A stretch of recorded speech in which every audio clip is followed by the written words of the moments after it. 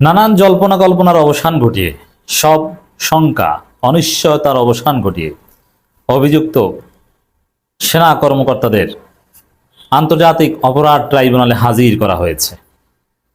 এটা বাংলাদেশের ইতিহাসে একটা নজিরবিহীন ঘটনা এবং জনগণের বিজয়। It's just starting. এই গুম খুনে জড়িত অফিসারদের ফাঁসির মঞ্চে ঝুলতে হবে। হ্যাঁ, আপনারা শীততাপ নিয়ন্ত্রিত প্রিজন ভ্যানে আদালতে আসেন, আপনাদের শীততাপ নিয়ন্ত্রিত ফাঁসির মঞ্চে ঝুলতে হবে। কিছুদিন এসি খেয়ে রাখেন, ফাঁসির মঞ্চে এসি থাকলে তো সমস্যা নাই। নানান জল্পনা কল্পনা ছিল যে আসলে কি তাদেরকে কোর্টে প্রডিউস করা হবে নাকি ধোঁয়াশা ছিল, না, কোর্টে প্রডিউস করা হয়েছে। এর মানে ওয়াকারগণ বা যারা বিচারকে বাধাগ্রস্ত করতে চায় তারা আসলে কিছুই পারবে না। জনগণের চাপ, জনগণের প্রত্যাশা বিজয়ী হবে, হচ্ছে 5 আগস্ট পরবর্তী বাংলাদেশে বাস্তবতা এটা। আজকে যদি অভিযুক্ত সেনা কর্মকর্তাদের ট্রাইব্যুনালে হাজির করা না হতো, গণ প্রতিরোধ হতো বাংলাদেশে। আজকে ভারতের দালালেরা জানে যে বাংলাদেশের জনগণের সাথে আর প্রতারণা করা যাবে না, জনগণকে বোকা বানানো যাবে না। সাহস থাকলে পারলে ট্রাইব্যুনালে হাজির করা থেকে বিরত রাখতো, কি ঘটতো দেখতেন, আমরা ঘটনা ঘটিয়ে দিতাম। কিন্তু না দর্শক, ট্রাইব্যুনালে হাজির করা হয়েছে। তারপর কিছু প্রশ্ন থেকে যায়, কিছু মজার তথ্য দেই। এই গুম খুনে জড়িত সেনা কর্মকর্তাদের আইনজীবী কি জানেন? সাবেক এক বিএনপি নেতা, বিএনপির বড় এক ব্যারিস্টার। তিনি অবশ্য আর্মিতে চাকরি করতেন এক সময়। তিনি হচ্ছেন এই আসামি পক্ষের আইনজীবী। হ্যাঁ, আইনিভাবে যে কেউ ডিফেন্ড করতে পারেন, সমস্যা নাই, এটা একজন আইনজীবীর প্রফেশনাল এথিক্স। তিনি অবশ্যই যে কোনো অপরাধীর জন্য আইনি লড়াই চালিয়ে যেতে পারেন তার ন্যায় বিচারের জন্য। কিন্তু পলিটিক্যালি এটা বিএনপির জন্য একটা ডিজাস্টার। বিএনপি এই বিচার ঠেকাতে চেয়েছে নানানভাবে। ওয়াকার বিএনপির কাছে ধরনা দিয়েছিল, কোনো কাজ হয়নি, কেউ ঠেকাতে পারেনি। এখন আবার বিএনপির সাবেক নেতা আইনজীবী, পারবে না, এদের বিচার হবে। রাজনৈতিকভাবে বিএনপির জন্য এটা একটা ডিজাস্টার যে বিএনপি এই বিচার চায় না, এমনকি জামাত ইসলামীও চায় না। বিএনপি বা জামাত ক্ষমতায় থাকলে এইভাবে সার্ভিং সেনা কর্মকর্তাদের বিচার দেখার সুযোগ হতো না। এই ক্রেডিট অ্যাডভোকেট তাজুল ইসলামের, এই ক্রেডিট প্রফেসর ইউনূসের, এই ক্রেডিট প্রফেসর ইউনূস সরকারের।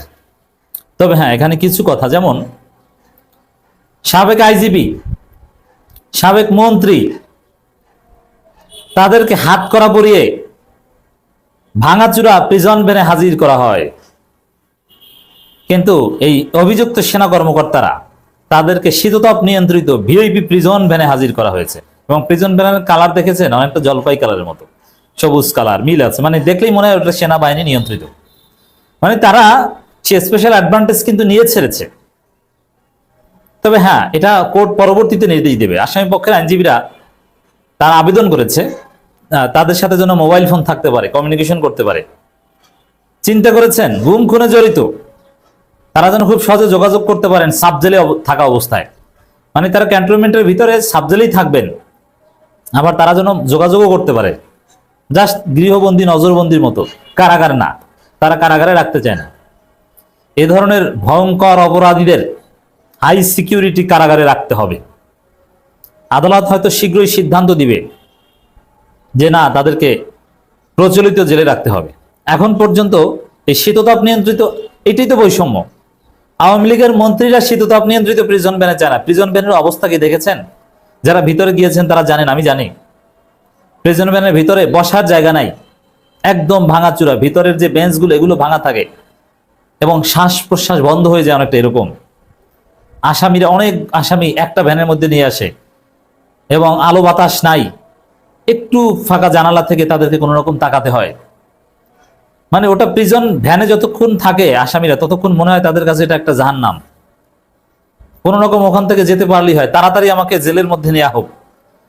এবং যেদিন আদালতে হাজিরা থাকে, বিশেষ করে যারা কাশিমপুর থেকে আসে, তাদের একটা কষ্টের দিন, সারাদিন চলে যাবে জ্যাম, এবং ওই গাড়িতে বেশিরভাগ যাত্রী বমি করে। মানে একদম অস্বাস্থ্যকর পরিবেশ, গরমে সিদ্ধ হয়ে যাওয়ার মতো অবস্থা। তো ওই প্রিজন ভ্যানে সবাই চড়ে, আর এদেরকে এসি প্রিজন ভ্যানে আবার আসামি পক্ষ দাবি করছে যে না, তারা গ্রেপ্তার হননি, তারা আত্মসমর্পণ করেছে। তাহলে এতদিন আমরা কি শুনেছি? তবে এই দৃশ্যটা ভালো লেগেছে যে পুলিশ প্রহরায় পুলিশ তাদেরকে ধরে ট্রাইব্যুনালে হাজির করেছে, পুলিশ, নট সেনাবাহিনী। তো দর্শক, এই জায়গায় এই শীততাপ নিয়ন্ত্রিত প্রিজন ভ্যান, এবং তাদেরকে কিন্তু শেষ পর্যন্ত এটা গণমাধ্যমে স্পষ্ট করে লেখে নাই, কিন্তু আমরা জানি এই প্রিজন ভ্যান ক্যান্টনমেন্টের ভিতরে গিয়েছে, কাশিমপুর কিংবা কেরানীগঞ্জে নয়। এর মানে তারা সাব জেলে আছে। এখন সাব জেলে না আসলে কোনো 5 স্টার হোটেলে ওই যে সাব জেল ওটাই 5 স্টার মানের, এইটা চলবে না। এগুলো থাকা সত্ত্বেও এগুলো সমাধান এখনো হয়নি। তারপরও জনতার বিরাট বিজয়। 22 অক্টোবর বাংলাদেশের একটা অধ্যায়, নতুন অধ্যায়, যে গুম খুনে জড়িত কেউ বাঁচতে পারে না। তবে হ্যাঁ, সেনাবাহিনীর প্রতি আমাদের রেসপেক্ট। সেনাবাহিনীর জুনিয়র অফিসার, বর্ণনা অফিসার বিন্দু সবসময় জনগণের পক্ষে ছিল, এবং এই যে গুম খুনে জড়িত, এরা কিন্তু সেনা অফিসার থাকা অবস্থায় অপরাধগুলো করেনি। এরা বেসিক্যালি মোস্টলি র্যাবে বা অন্যান্য বাহিনীতে থাকা অবস্থায় করেছে। ডিজিএফআই কিন্তু সেনাবাহিনীর না, কিন্তু তারপরে সেনাবাহিনীর কেউ কেউ তাদেরকে বাঁচাতে চেয়েছে। সেনাপ্রধানের ভূমিকা নিয়ে নানান ধোঁয়াশা ছিল।